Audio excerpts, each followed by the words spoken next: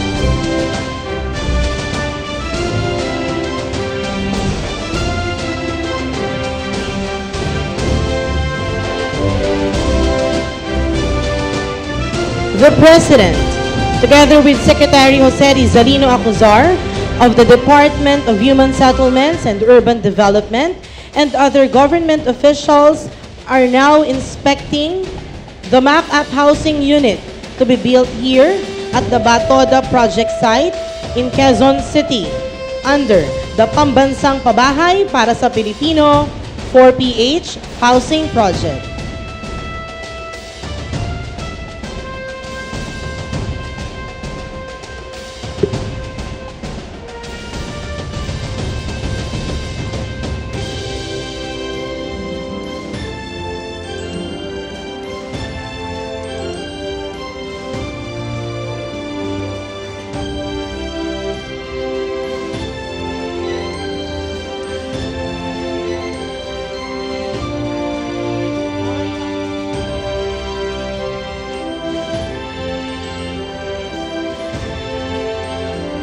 Ladies and gentlemen, the President of the Republic of the Philippines, His Excellency Ferdinand R. Marcos Jr.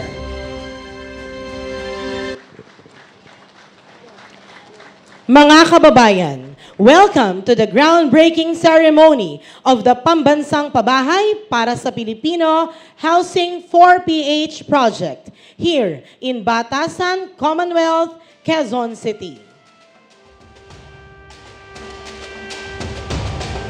May we request all the guests to please be seated.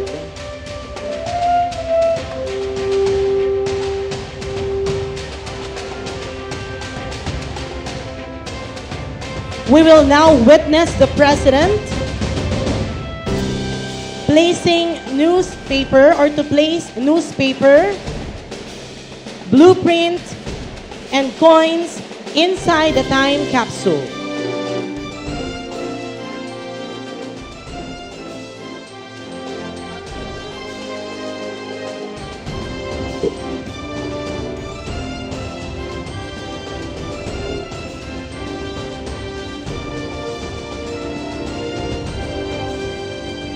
The President is now placing the newspaper,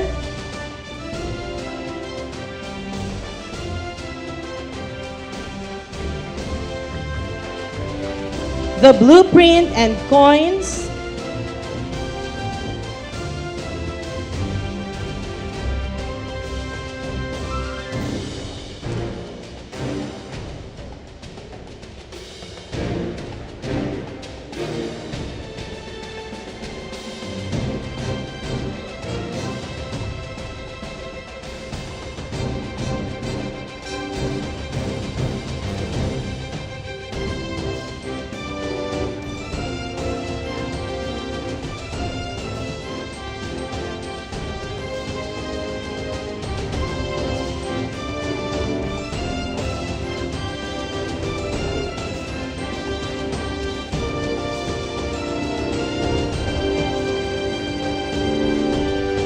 the President is now placing inside the time capsule the newspaper, blueprint, and coins for the Pambansang Pabahay para sa Pilipino Housing Project.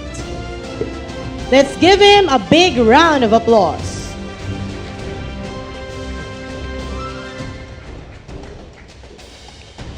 The President shall now lower the time capsule.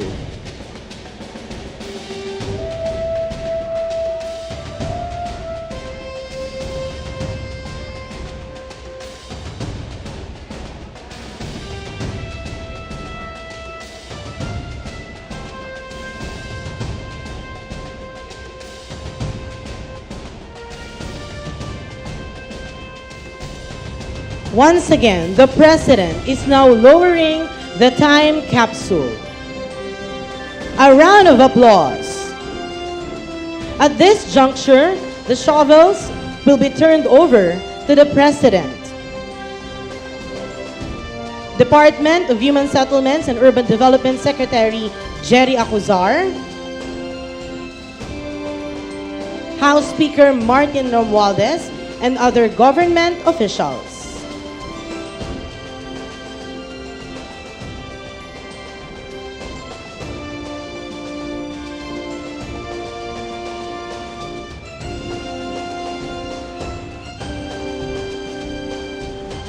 Mga kababayan, palakpakan po natin ang ating mahal na Pangulo para sa Pambansang Pabahay para sa Pilipino 4PH Housing Project.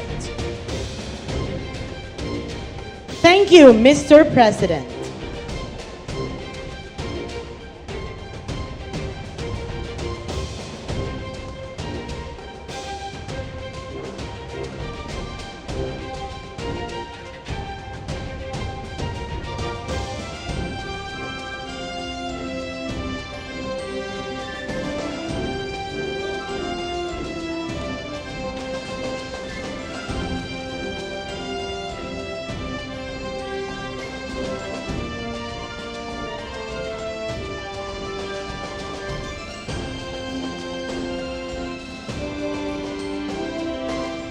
We may now be seated.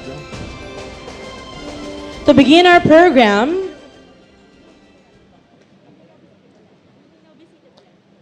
we may now be seated. To begin our program, may we invite Quezon City Mayor Maria Josefina Joy Belmonte to give her welcome message.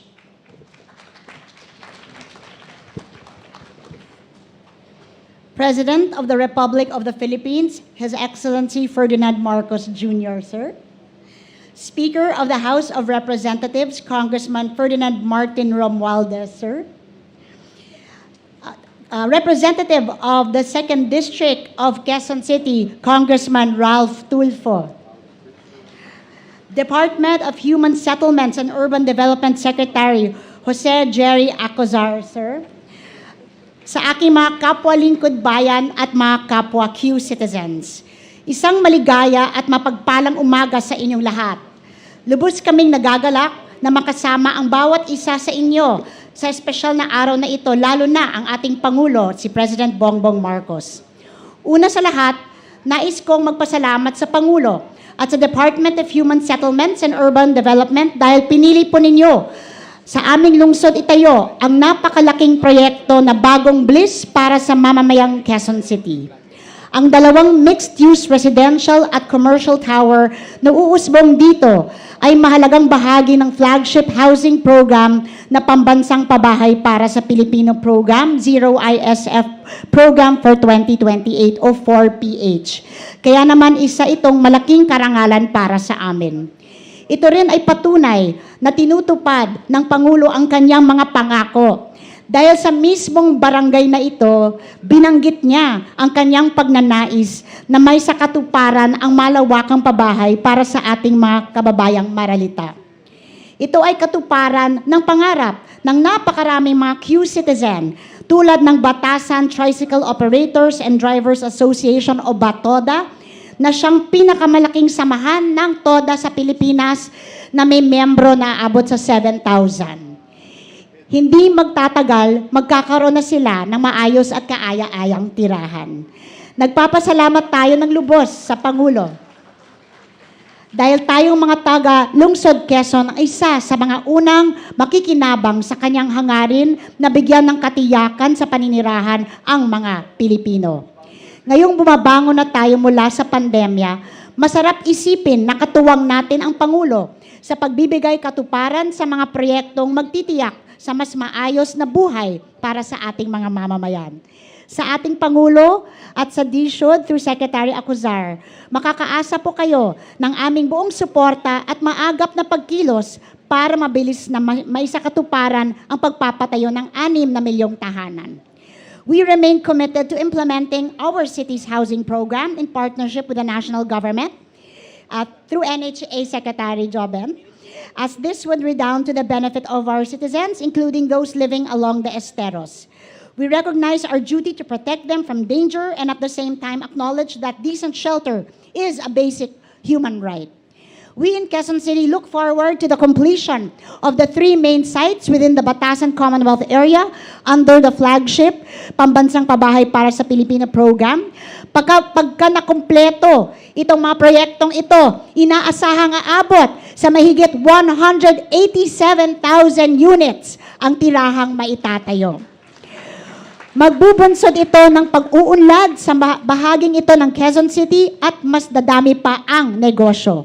Makikinabang ng husto ang mga residente na mabibigyan ng trabaho o pagkakakitaan. Sa hinaharap, magiging tanyag din ang lugar na ito bilang sentro ng komersyo. On behalf of the people of Quezon City, I would like to express our sincerest gratitude and appreciation to you, Mr. President, and to our DSUD. It is truly an honor to join you in this groundbreaking ceremony. Sama-sama natin bigyan ng maayos, ligtas at maligayang tahanan ang ating mga minamahal na kababayan. At maraming salamat sa inyong lahat. At maligayang muling pagdating sa Quezon City, Mr. President. It's so nice to have you with us again for another momentous occasion. Marami pong salamat at mabuhay po tayong lahat. Thank you, Mayor Belmonte. Ladies and gentlemen, may we please direct your attention to the screen as the Department of Human Settlements and Urban Development gives a brief presentation on the Pambansang Pabahay para sa Pilipino 4PH Housing Project. Yung housing, alam niyo po, dito nagsimula yung bliss na housing development. Babalikan po natin yan dahil malaki talagang pagkukulang hindi lamang dito sa Quezon City kundi sa buong Pilipinas ang pabahay. Siguro ang kulang na pabahay sa buong Pilipinas ay 6 million na. At ibig sabihin 6 million sa ating mga mamamayan, mga pamilya, sila ay squatter dun sa kanilang tinitirahan. Marami po ayusin po natin, itutuloy po natin yung infrastruktura. Kailangan po natin paramihin, palawakin pa yan para naman ay makita natin na nabubuksan ang iba't ibang lugar kung saan natin ninanais na magkaroon ng magagandang economic activity sa iba't ibang lugar. Ngayon naman, siguro pagka nagkataon na panahon ko naman na gagawin ko hindi lamang sa Quezon City, ngunit sa buong Pilipinas.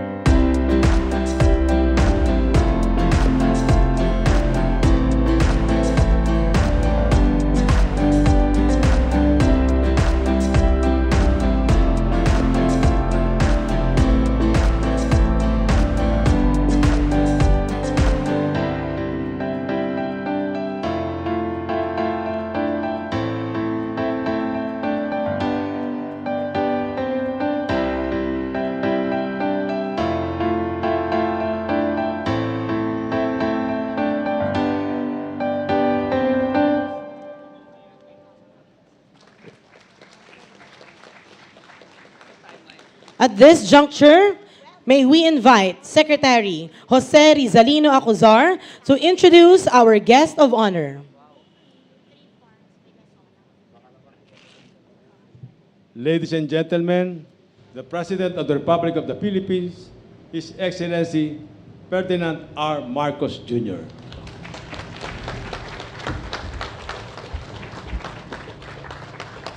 Thank you very much. Please take your seats. Thank you very much, Secretary Jerry Acuzar, for your kind introduction. Joining us today is the House Speaker, Martin Romualdez. I think you are still the youngest, no? Not anymore. Second youngest, the second youngest congressman that we have for this new term, the Quezon City 2nd District Representative Ralph Wendell Tulfo, and Ilocos Norte 1st District Representative Ferdinand Alexander Marcos, who has chosen to join us on his way to work. And of course, our partner in all of these development projects, our good mayor, Quezon City Mayor Joy Belmonte. My fellow workers in government, other distinguished guests, ladies and gentlemen, magandang umaga po sa inyong lahat. I am very happy to be here with you today as we once again gather to witness the fruits of our teamwork for a greater purpose. Today is indeed an important and I would say even a great day as we hold the groundbreaking ceremony for the first phase of the Batasan Development and Urban Renewal Plan, which is part of the Pambansang Pabahay para sa Pilipino Housing, or the 4PH program. What we are witnessing today is only the beginning of one of the largest projects under the government's flagship housing program. Slowly but surely, we will be able to achieve our greatest aspirations for the nation, including the dream for a decent and affordable housing for every Filipino family. Let us recognize the officials and personnel of the Department of Human Settlements and Urban Development for leading this flagship housing program. Let me also thank the local government led by our good mayor, Mayor Joy Belmonte, for the local government support to the DHSUD and the national government, and for allocating land and financial resources for housing, a very critical service for all of us in government. Thanks to your commitment here in Quezon City and to our commitment to our collective vision, we will be able to build a better, more resilient, and more equitable communities through the development of sustainable human settlements. But how do we achieve sustainable human settlements? It's not only through building sturdy houses, but also ensuring that the residents of those houses have access to amenities such as schools, as markets, as hospitals, as well as economic opportunities, government services, and social activities. All of these considerations are part of the program moving forward, including the housing project under the Batasan Development and Urban Renewal Program.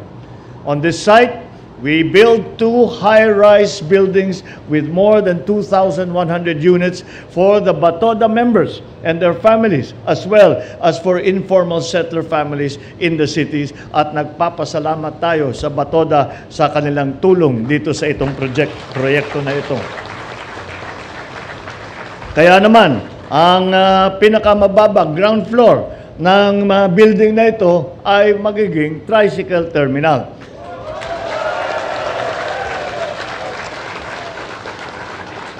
Those living here in the surrounding areas will have complete access to markets, to schools, to hospitals, and various means of making income, so they will prosper and get to see their goals and dreams come to life.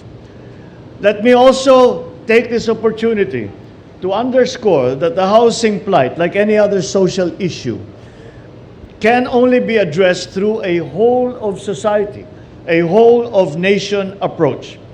I welcome them and encourage the DHSUD to continue their efforts in forging and strengthening partnerships with other government agencies and the private sector to secure requirements for housing production and funding. Be it the officials, personnel, developers, construction groups, and private banks, your honest work and prompt compliance with documentary and legal requirements are needed to commence the funding and construction of housing units as originally planned. The local government's role in particular is crucial in ensuring the success of all of these projects, especially in identifying suitable lands for housing, selecting the qualified beneficiaries, and securing sustainability and livability for our people for the future years to come. And just as a point of information, we would like to also announce that we are also doing a groundbreaking ceremony. Kagaya nito, meron din ngayon sa kasalukuyan doon sa Kawayan, sa Isabela. Kaya't hindi lamang dito sa NCR, kung hindi sa iba't ibang lugar sa buong bansa. Kaya't with all of these things said, we are still left with the fact that many of our beneficiaries will still not be able to afford the monthly amortization of these units. So, the government is committed to secure the needed housing interest support for 2023. I now call, kaya nandito, tiniyak namin nandito si Speaker, dahil I now call on Congress for your support, including housing interest support, as part of the regular appropriations for the succeeding year. Bukod pa ron, pinag-aaralan namin ni Secretary Jerry Acosar ang pagtatayo ng subsidy fund para dito sa ating housing program. At siguro maglalagay tayo diyan, siguro pag nakahanap tayo ng pera, mga 1 billion siguro to start with, para meron tayong subsidy na may bibigay para sa ating mga magiging tenant. Time and again, in every undertaking, we are reminded of the commitment, the collaboration, and compassion that is needed to be able to truly prioritize the welfare and the interests of our people. I also remind everyone in the DHSUD, the LGUs, all stakeholders, that we must continue to demonstrate transparency and honesty in all our transactions, keeping in mind the need to ensure the timely completion of the housing projects. Let us also be reminded that more than the building of grand and massive structures, our goal is to secure the welfare and the best interests of the Filipino people. Let our countrymen and the future generations, therefore, be at the center of every government action. With a focused heart and the active collaboration of government, the private sector, and the people themselves, I'm confident that we will provide decent, affordable, and sustainable housing for our countrymen in the coming years. And in turn, every family will see that they are now uplifted, that they have better lives ahead, and be equipped to contribute to building a better, brighter, and more progressive Philippines in the years ahead. Maraming pong salamat sa inyong lahat at magandang umaga po sa inyong lahat.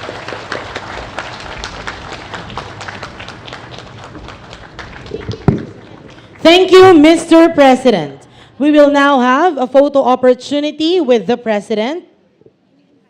May we invite the Cabinet Secretaries and officials from the House of Representatives on stage. Batch 2, please stand by.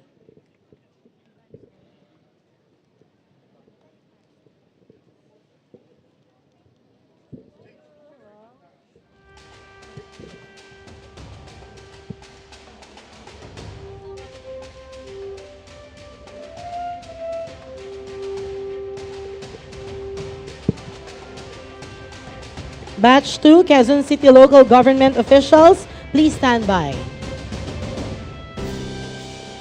Please proceed on the left side of the stage.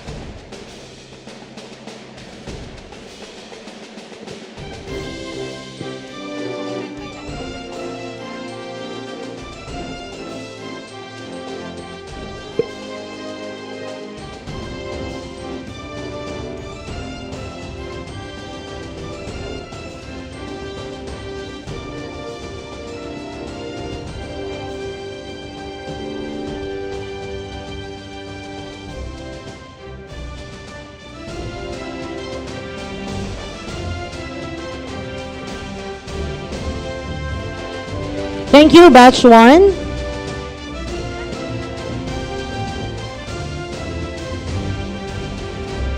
Please exit to the left of the stage. Batch 2, we have our Quezon City local government officials. Batch 3, please stand by. Batoda officers.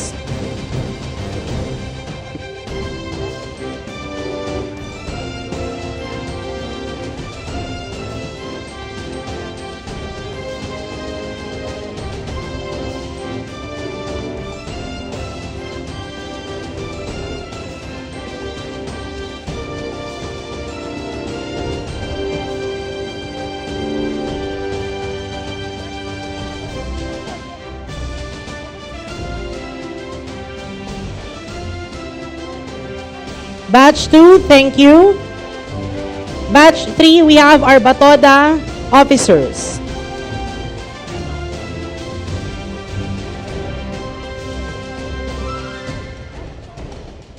Batch 4, please stand by.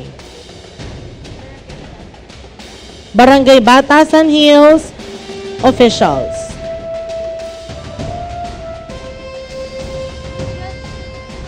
Batch 5, please stand by. PCC East Side heads.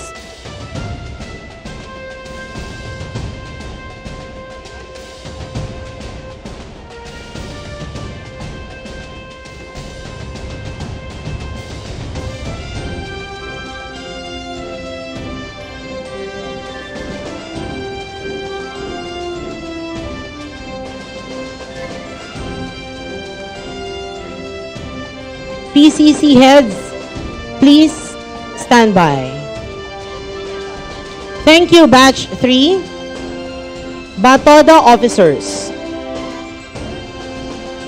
Batch 4, please proceed on stage. Barangay Batasan Hills officials.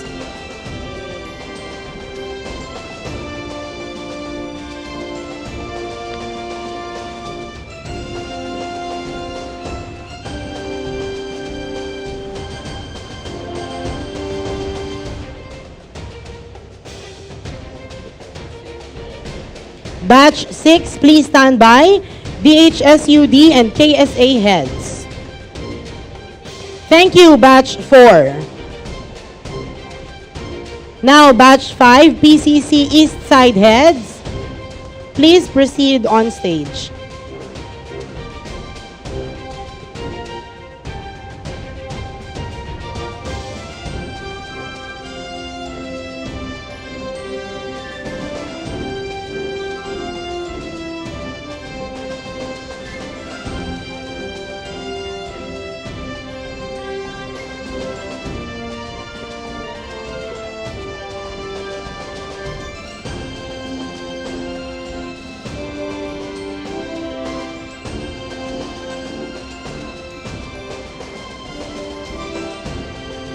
Thank you, Batch 5. Now, Batch 6, we have DHSUD and KSA officials.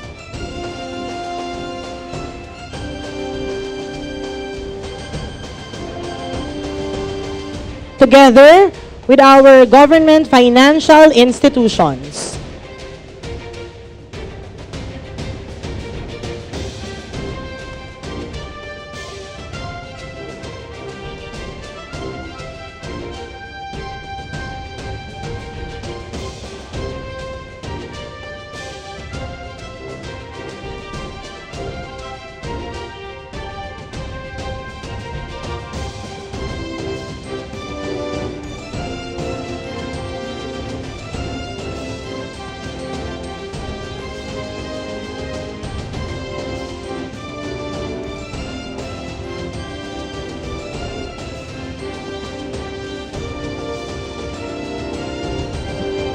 Thank you. Please exit to the left side of the stage. That concludes our program for today. Thank you very much, Mr. President. Mga kababayan, let us give the President a warm round of applause. Once again, His Excellency Ferdinand R. Marcos Jr.